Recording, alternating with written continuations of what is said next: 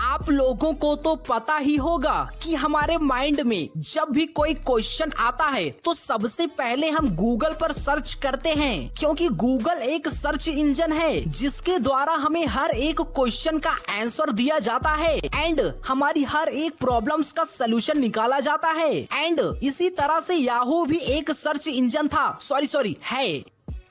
But अब बात ये आती है कि अगर याहू एक सर्च इंजन है तो फिर याहू का क्रेज इतना ज्यादा डाउन क्यों हो गया है। गाइस, कुछ टाइम के पहले याहू गूगल से 1000 गुना ज्यादा आगे था एंड फिर सडनली ऐसा क्या हुआ कि गूगल की ग्रोथ इतनी ज्यादा हो गई और याहू जमीन पर आकर गिर गई। बट ये सब बताने से पहले मैं आपको इसके कुछ स्टार्टिंग सीक्रेट्स बताऊंगा, क्योंकि जब तक आप स्टार्टिंग नहीं समझोगे तब तक आप इसे भी नहीं समझ सकते हो।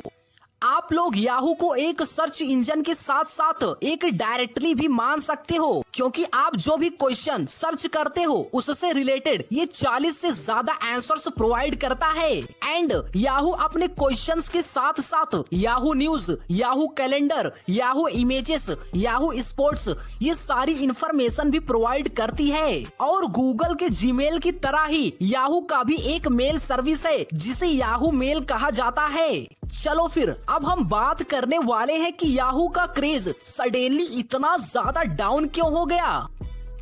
दोस्तों, एक समय ऐसा था जब याहू ने गूगल को खरीदने के 2 मौके गंवा दिए, और जब गूगल ने याहू को उसे खरीदने का ऑफर दिया तो फिर याहू ने ये कहकर गंवा दिया कि गूगल तो चलता ही नहीं है। और आज अंजाम आप देख ही सकते हो कि क्या हाल है याहू का। याहू को आज कोई पूछता तक नहीं है भाई, पूछता तक नहीं है। एंड ज्यादातर लोग गूगल पर ही सर्च करते हैं। एंड उस वक्त गूगल एक ऐसा सर्च इंजन था जो कुछ ही टाइम या फिर कुछ ही सेकंड में यूजर्स को अपना रिजल्ट दिखा देता था। एंड उस वक्त याहू को गूगल की $50 लाख की रकम काफी ज्यादा लगी थी, और आज गूगल लगभग $522 अरब से भी ज्यादा की कंपनी है। रीजन ये है कि याहू अपने यूजर्स तक ही सीमित रहना चाहता था और गूगल पूरे वर्ल्ड पर राज करना चाहता था, और हुआ भी कुछ ऐसा। बट सबसे बड़ी बात तो ये है कि 2006 में गूगल की ही तरह याहू के पास फेसबुक को भी खरीदने का भी मौका आया था, बट उसने वो भी गंवा दिया।